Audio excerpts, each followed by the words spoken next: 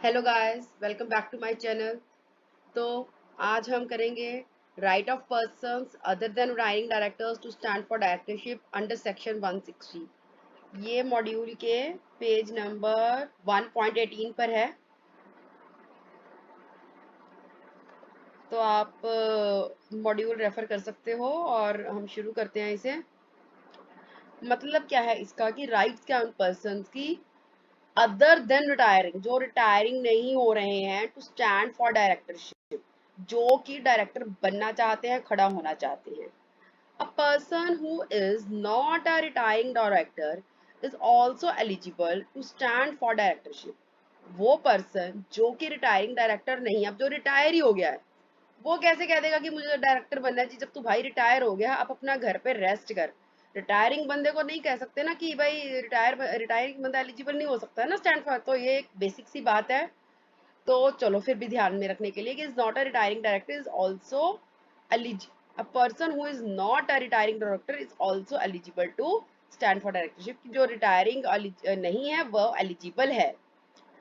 Section 160 of the Act and the Rule 13 of the Companies Appointment and the Qualification of the Directors Rule 2014 contain provisions in this respect. अब ये कह रहे हैं कि जो section 160 है, लर्न कैसे करेंगे हम? अदर देन रिटायरिंग है ना, रिटायरिंग की उम्र क्या होती है? 60, राइट? और ये अदर देन रिटायरिंग है, अदर देन रिटायरिंग आगे 16 है। तो थोड़ा ध्यान में रख लो कि पीछे रिटायरिंग है तो पीछे 60 बनेगा। राइट ऑफ पर्सन हमको वैसे तो 18 से राइट्स मिलनी शुरू हो जाती हैं। चलो यहाँ पर पीछे 60 है तो आगे एक लग जाएगा, ठीक है ना। आगे 16 थोड़ी स्वीट वाली उम्र हो गई और स्वीट 16, और ये पीछे थोड़ी रिटायरमेंट वाली। तो आप इस तरह सेक्शन को ध्यान में भी रख सकते हो। Section 160 of the act and the rule जो 13 है, जो कि appointment and the qualification of directors के हैं, उसमें कुछ प्रोविजंस है इसके regarding. First is requirement of the return notice. अब भाई बंदा आया कहता है कि मुझे बनना है डायरेक्टर, अच्छा ठीक है भाई। तो वो बंदा कह रहा है कि उसको आप अप्लाई करोगे अपने कैंडिडेचर को। अब किसी को सपने थोड़ी ना आ रहे हैं कि आपको डायरेक्टर बनने हैं। आपको अगर कुछ भी करना होता है तो आप क्या करते हो? आप अप्लाई करते हो ना। ये आपका जॉब के लिए कि आप सीवी अप्लाई करते हो अपना। आप अप्लाई तो करते हो ना उस जॉब के लिए कि भी मैं अपना सीवी सबमिट करवा के आपको कुछ फॉर्म भरना होता है, कहीं पर एडमिशन लेनी है। किसी को तो नहीं पता ना नहीं आप कैसे बनोगे। सो बहुत ही बेसिक है। हु अप्लाइज हिज कैंडिडेचर, सबसे पहले तो वो as a candidate his candidature देगा as a director. A person other than the retiring director shall be eligible for appointment as a director of the company at any general meeting. अच्छा, अब पता है क्या होता है? हमने पहले भी किया था कि जो डायरेक्टर्स है ना वो एजीएम में अपॉइंट किए जाते हैं। वो तो हमने करा था कि अगर कोई डायरेक्टर्स ना रहे तो प्रमोटर, अगर प्रमोटर की एब्सेंस में सेंट्रल गवर्नमेंट जब तक टिल एजीएम तक किया था हमने वो कर देती है। अच्छा, यहाँ पर क्या है कि वो पर्सन जो कि अदर देन टायरिंग है वो एलिजिबल होता है किसी भी जनरल मीटिंग में। यहाँ पर वेदर एजीएम और ईओजीएम, ईओजीएम पे है एक्स्ट्रा ऑर्डिनरी जनरल मीटिंग, ठीक है। उसके बाद है if he has given a notice in writing under his hand signifying his candidature as a director at least 14 days before the meeting at the registered office of the company. अब भाई उसको एक notice देना पड़ेगा जो कि उसका hand written होगा, उसकी हैंड राइटिंग में, जो कि सिग्निफाई करेगा कि उसका कैंडिडेचर है, वो भी 14 दिन पहले, बिल्कुल मीटिंग के एटलीस्ट। ये नहीं कि 14 दिन से एक दिन पहले ही तुम 15, 16, 17 पहले जब से वो आप शुरू कर सकते हो तब से आप कर सकते हो, लेकिन एटलीस्ट कम से कम तो 14 दिन पहले आप दोगे ही बिफोर द मीटिंग। भाई उनको भी तो थोड़ा सा देखना पड़ेगा ना कौन है कौन नहीं है, क्या सिस्टम चल रहा है, ठीक है ना। 14 डेज बिफोर द मीटिंग। अब आप कहीं पर फॉर्म भी भरते हो, ये थोड़ी ना आज फॉर्म भरा कल आपकी एडमिशन। एक भी नहीं, एक डेट भी तो होती है, लास्ट डेट होती है, एक डेट होती है, ठीक है ना, कि आप यहाँ तब तक भर सकते हो। उसके बाद कुछ दिन प्रोसेसिंग के भी लगते हैं। तो यहाँ पर वो 14 दिन है before the meeting of the registered office of the company. आगे ये क्या कह रहा है? मीटिंग से 14 दिन पहले का हो गया। Member who intends to propose other person for directorship. अब पता है क्या है कि दूसरा मेंबर जो है ना, मतलब कि जो कंपनी का मेंबर है वो भी प्रपोज कर सकता है। जैसे कि अब जो यहाँ पर है, यहाँ पर सपोज एबीसी बंदा है, बाहर का बंदा है भाई, वो कह रहा है कि भाई मुझे कैंडिडेचर अपना अप्लाई करना है डायरेक्टर के लिए, ठीक है। लेकिन अब जो कंपनी का ये एक बंदा है, मेंबर है, उसको लग रहा है कि हाँ ये वाला जो XYZ है ना, इसमें कैलिबर है, ये बंदा भाई सही है बिल्कुल, इसको अगर हम डायरेक्टर बना सकते हैं तो वो प्रपोज कर देगा, ठीक है ना। अब क्या है, instead of above person some other member of the company who intends to propose such other person as a director also given a written notice। वो भी अब जिसको भाई मन में है कि मैं बनूं या इसको बनाऊं, यहाँ पर इसको है मैं बनूं, यहाँ पर है किसी को बनाऊं, वो क्या करेगा, रिटर्न नोटिस ही तो देगा registered office of the company, signify करेगा वैसे ही अपने इंटेंशन को, टू प्रपोज, वहां पर थी हिज कैंडिडेचर अपना था, यहाँ पर टू प्रपोज करेगा अदर पर्सन को as a candidate for directorship, वो भी 14 दिन पहले बिफोर द मीटिंग। अच्छा, अब पता है क्या है, अब एक प्रॉब्लम है, प्रॉब्लम क्या है, अब सपोज ऐसे तो भाई उनके पास दुनिया भर के कैंडिडेट आ जाएं, ए कहे मैं बनूंगा, बी कहे मैं बनना चाहता हूँ, सी कहे मेरे में कैलिबर, डी कहे मैं तो लाजवाब, दुनिया भर के लोग आ जाएं। अब इस चीज से बचने के लिए, ताकि सिर्फ इंटरेस्टेड ही आए, क्या होता है, आप एक स्कूल का भी प्रोस्पेक्टस खरीदोगे ना, वो भी आपको कुछ रुपए देकर मिलता है, अगर वो फ्री मिलने लग जाए ना, तो बस फिर तो सारी दुनिया, मैं कहती हूँ खरीद के चाहे रद्दी में क्यों ना बेच दें, सब हर कोई आ जाएगा कि हमें दे दो जी, हमें दे दो, हमें दे दो जी, हमें दे दो, ठीक है ना। लेकिन अगर आप उसको 1000 रुपये का रख दोगे ना, तो सिर्फ वही आएंगे जिनको वाकया में ही अपने बच्चे स्कूल में लगाना है, ठीक है। तो वही चीज है, यहाँ पर हर कोई ना मुंह उठाकर आ जाए कि भाई मैं भी बन सकता हूँ, मैं भी बन सकता हूँ, इन्होंने फीस रख दी कि तुम अपने डिपॉजिट कर दो 1 लाख रुपया या फिर उससे ज्यादा अगर प्रिस्क्राइब्ड है, ठीक है ना। तो अब मेरी बात सुनो, अब आलतू फालतू बंदा जिसको होगा कि हाँ भाई मैं तो डायरेक्टर बनने के काबिल नहीं हूँ, वो क्यों देगा 1 लाख रुपया, जिसको लगेगा कि हाँ मैं काबिल हूँ, मुझ में कैलिबर है, मैं बन सकता हूँ, वो तो 1 लाख रुपया दे देगा, दूसरा बंदा नहीं देगा। So the return notice needs to be accompanied with a deposit of ₹1 lakh और such higher amount as may be prescribed, इससे ज्यादा अमाउंट भी हो सकती है। अच्छा, अब इन्होंने कहा है एक्सेप्शन क्या है, कहाँ पर ये नहीं अप्लाई होता 1 लाख वाला, in case of appointment of an independent director. भाई अगर इंडिपेंडेंट डायरेक्टर है ना, उसके लिए ये कुछ नहीं होता, बाकी इंडिपेंडेंट डायरेक्टर के लिए हम आगे टॉपिक आएगा उसमें डिटेल में पढ़ेंगे। या फिर in case of the appointment of director recommended by the, भाई अब अगर नॉमिनेशन एंड रेम्यूनरेशन कमेटी ने, जिसको कि NRC बोलते हैं, नॉमिनेशन एंड रेम्यूनरेशन कमेटी ने अगर रेकमेंड किया है ना, तो आपको 1 लाख रुपए देने की कोई जरूरत नहीं है, then it's very very okay भाई, ठीक है ना। In case of an appointment of the director recommended by the board of the directors of the company, where such company is not required to constitute nomination and remuneration committee। हाँ, अब ये यहाँ क्या कह रहा है कि यहाँ पर appointment in case appointment director की होगी, जो रेकमेंड करेंगे बोर्ड ऑफ डायरेक्टर्स कंपनी को, वहां पर भी उस सच कंपनी को जरूरत नहीं है कंस्टिट्यूट करने की नॉमिनेशन एंड रेमुनेशन कमेटी। अब एक मैं इसको आपको क्रक्स में बताती हूँ। देखो, सबसे पहले तो कह दिया चाहे कोई खुद अपना कैंडिडेचर दे, वो भी 14 दिन पहले देगा, अगर कोई किसी को प्रपोज कर रहा है मेंबर, वो भी 14 दिन पहले देगा। 14 दिन पहले कैंडिडेचर तो देगा ही देगा, साथ में डिपॉजिट भी देगा 1 लाख का। अब ये कह रहे हैं लेकिन 1 लाख का कहाँ पर नहीं होता है, अगर तो इंडिपेंडेंट डायरेक्टर छोड़ दो, का किसने रेकमेंड कर दिया आपको, नॉमिनेशन एंड रेमुनेशन कमेटी ने। और अगर आपका जो बोर्ड डायरेक्टर है, जो बोर्ड ऑफ डायरेक्टर्स हैं, वो भी रेकमेंड कर देते तो भी नहीं चलेगा, और वहां पर उस कंपनी के पास is not required to constitute nomination and remuneration committee, उसको कॉन्स्टिट्यूट करने की जरूरत भी नहीं है। तो बेसिकली बोर्ड कर दे आप कह सकते हो, या NRC कर दे, या फिर इंडिपेंडेंट डायरेक्टर, तो 1 लाख रुपए की छुट्टी बिल्कुल देने की जरूरत नहीं है। आगे आ जाइए, action by the committee. The company shall inform its member regarding the candidature of a person for the office of a director in accordance with the manner prescribed in Rule 13 of the company's Rules 2014. The same is stated below। ये कह रहे हैं कि वो company जो inform करेगी अपने members को regarding the candidature of a person for the office of a director in accordance with the manner जो कि प्रेस्क्राइब की है रूल 13 में, कंपनीज एक्ट, कंपनीज के appointment the qualification of directors में, वो हम यहाँ पर बता रहे हैं कि वो क्या होगा, जो कंपनी अपने मेंबर्स को इन्फॉर्म करेगी वो क्या होगा। At least 7 days before the January, company shall inform its members of such candidature. अच्छा, अब पता है क्या है, 7 दिन पहले एटलीस्ट, जर्नल मीटिंग के 7 दिन पहले कंपनी क्या करेगी, वहां पर कैंडिडेट खुद कर रहा था, जो मेंबर है जो प्रपोज वो कर, यहाँ पर कंपनी का क्या है, 7 दिन पहले वो इन्फॉर्म करेगी कि भाई ऐसे ऐसे हमारे पास ये करके कैंडिडेटर के आए हैं, ठीक है। अच्छा, कैसे करेगी वो मेंबर्स को inform, by serving the individual notices through electronic mode, email भेज दो सबको अलग अलग अलग अलग, ठीक है ना, electronic mode to such members who have provided email address. अब ये तो भाई पुराने जमाना है कि पहले तो जिसके दिया, आजकल तो हो नहीं सकता ना किसी का ईमेल एड्रेस ना हो, ठीक है ना, कम्युनिकेशन पर्पसेस के लिए।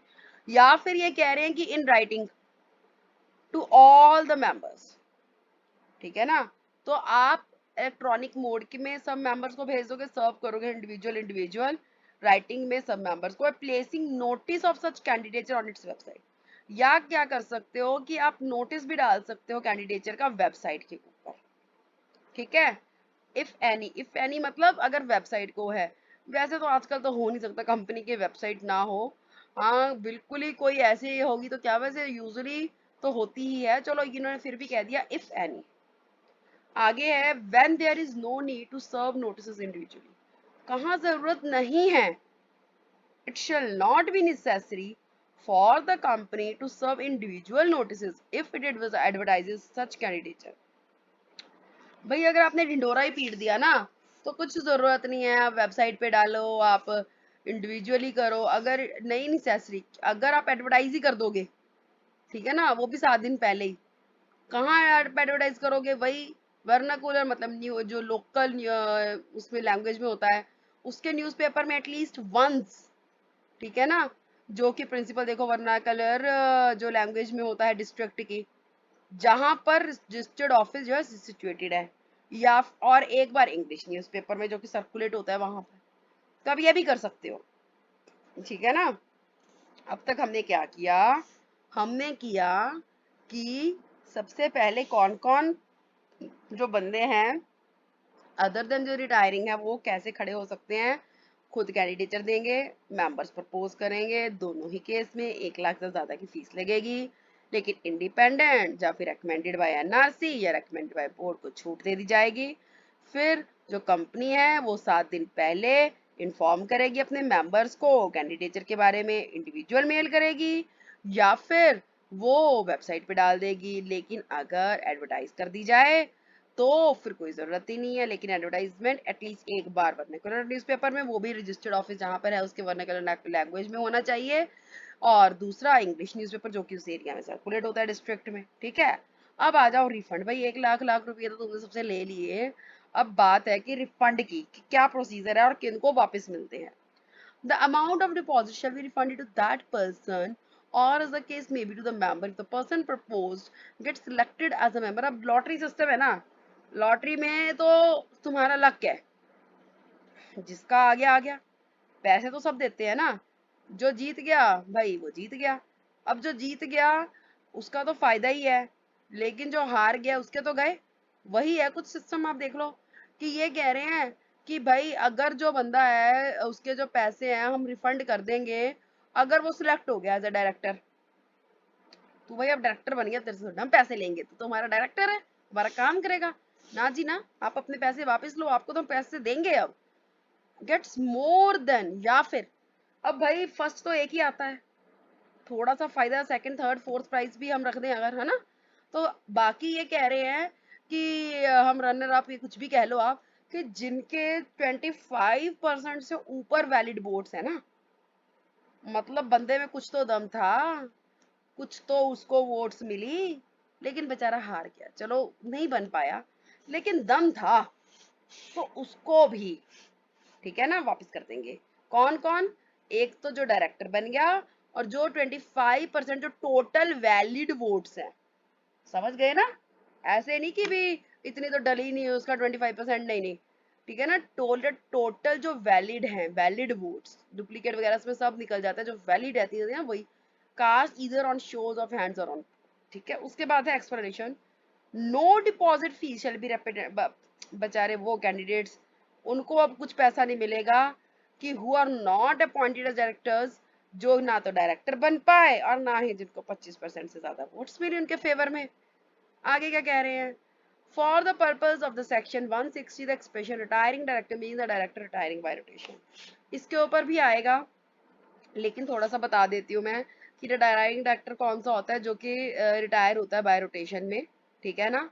तो ये उसके पर्पसेस के लिए है, और फिर उसका यहाँ पर दे रखा है ना कि आप उसको नहीं लोगे, and not all the directors are retiring director, सारे तो नहीं होते of course, therefore if an additional director और एन ऑल्टरनेट डायरेक्टर और नॉमिनेट डायरेक्टर और director appointed to fill the casual vacancies to be appointed as the regular director at the general meeting, the procedure prescribed follows. हाँ, अब सारे तो retiring होते नहीं है, ठीक है ना, जिसका नंबर लगेगा लगेगा रिटायरिंग बाय रोटेशन, इसलिए जो भी एडिशनल है, अल्टरनेट है, नॉमिनी है, जो डायरेक्टर अपॉइंटेड करते हैं to fill a casual vacancy, सबके सब अपॉइंट होते हैं as a regular director general meeting में, उनके लिए सेम प्रोसीजर होगा।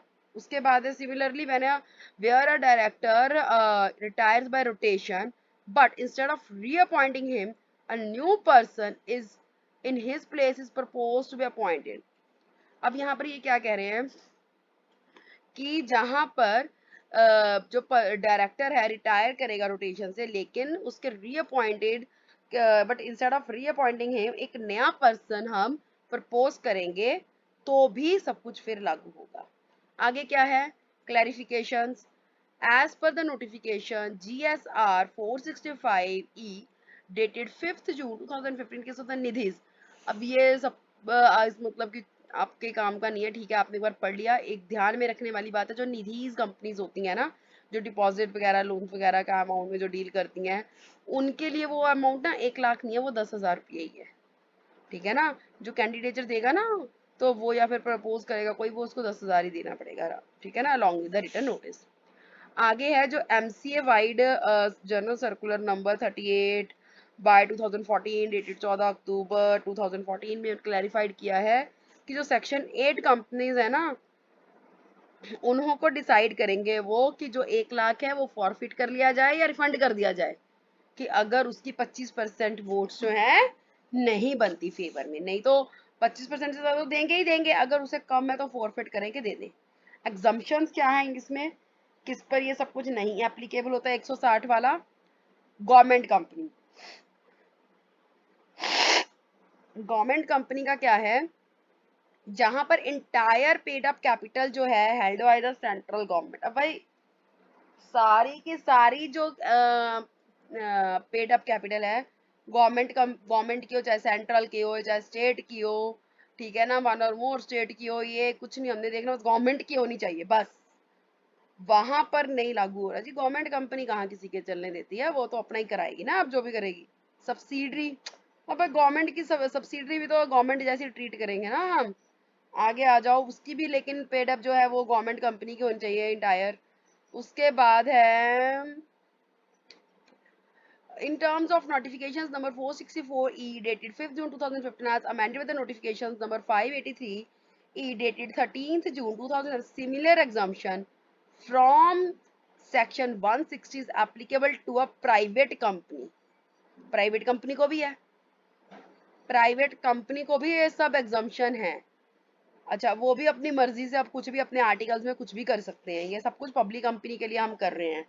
उसके बाद as in terms of notifications number 466E dated 5th June as amended by the notifications number 584E dated 13th June 2017, similar exemption किसको applicable है, sector 8 को, section 8 वाली कंपनीज को भी, ठीक है ना, जिसके आर्टिकल्स प्रोवाइड करते हैं कि election of the directors bye ballot. अब गवर्नमेंट की सब्सिडरी, सेक्शन 8 और प्राइवेट, इन सब पर ये सेक्शन 160 एप्लीकेबल नहीं होगा। In all the three cases mentioned above, exemption from the application of section 160 is applicable only if the concerned company has not committed a default in filing its financial statements under section 137 of the annual return under section 192 with the registrar। क्या कह रहे हैं ये कि वो सब in all the three cases जो कि ऊपर इन्होंने मेंशन किए हैं 1 2 3 एग्जम्पशन जो एप्लीकेशन है सेक्शन अवेलेबल तभी होगी 160 से अगर जो कंसर्न्ड कंपनी है उसने कोई डिफॉल्ट ना किया हो अपनी फाइनेंशियल स्टेटमेंट्स के अंडर या फिर एनुअल रिटर्न्स के अंडर सेक्शन 92।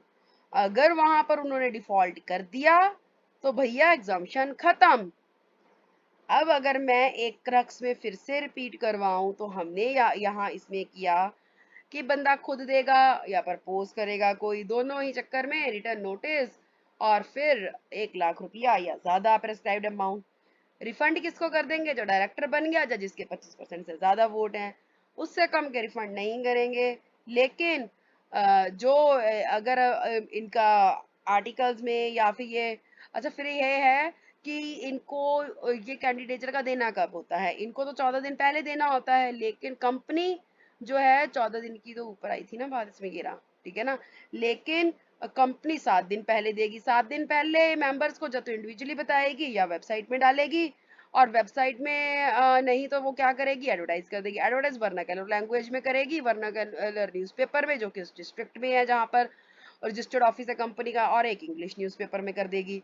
रिफंड किसको मिलेगा? मैंने बता दिया कि भाई जिसके 25% से ज्यादा है या फिर जो डायरेक्टर बन गया, लेकिन उसको नहीं मिलेंगे बाकियों को। बाकी ये कह रहे हैं कि गवर्नमेंट कंपनी हो, सब्सिडरी हो और प्राइवेट कंपनी हो, सेक्शन 8 हो, इनके ऊपर एप्लीकेबल नहीं होते। लेकिन एग्जम्पशन हट जाएगी अगर इन्होंने डिफॉल्ट कर दिया। और ये कह रहे हैं कि निजी कंपनी में 1 लाख की जगह 10,000 रुपया ही है, ठीक है ना। तो सेक्शन 8 में भी वो अपना डिसाइड करते हैं कि 1 लाख रुपया 25% से कम वालों को वापस दें, फॉरफिट करें या हम रख लें, ठीक है ना। तो ये हमारा पूरा जो था हो गया है, ये पूरा टॉपिक हमारा आज कंप्लीट हो गया है। सेक्शन 160 के अंडर था जो right of persons other then the retiring director stand for the directorship. And I hope आपको समझ आ गया होगा ये अच्छे से। एंड मिलती हूँ मैं आपसे फिर नई एक वीडियो के साथ। Thank you so much. And please if अगर आपको मेरी वीडियोस अच्छी लग रही हैं, समझ आ रही हैं, please and please subscribe the channel and like the videos. मैं आगे भी जितना हो सकेगा आपकी मदद यूं ही करती रहूंगी और साथ देते रहेंगे, ठीक है। Thank you so much, bye bye.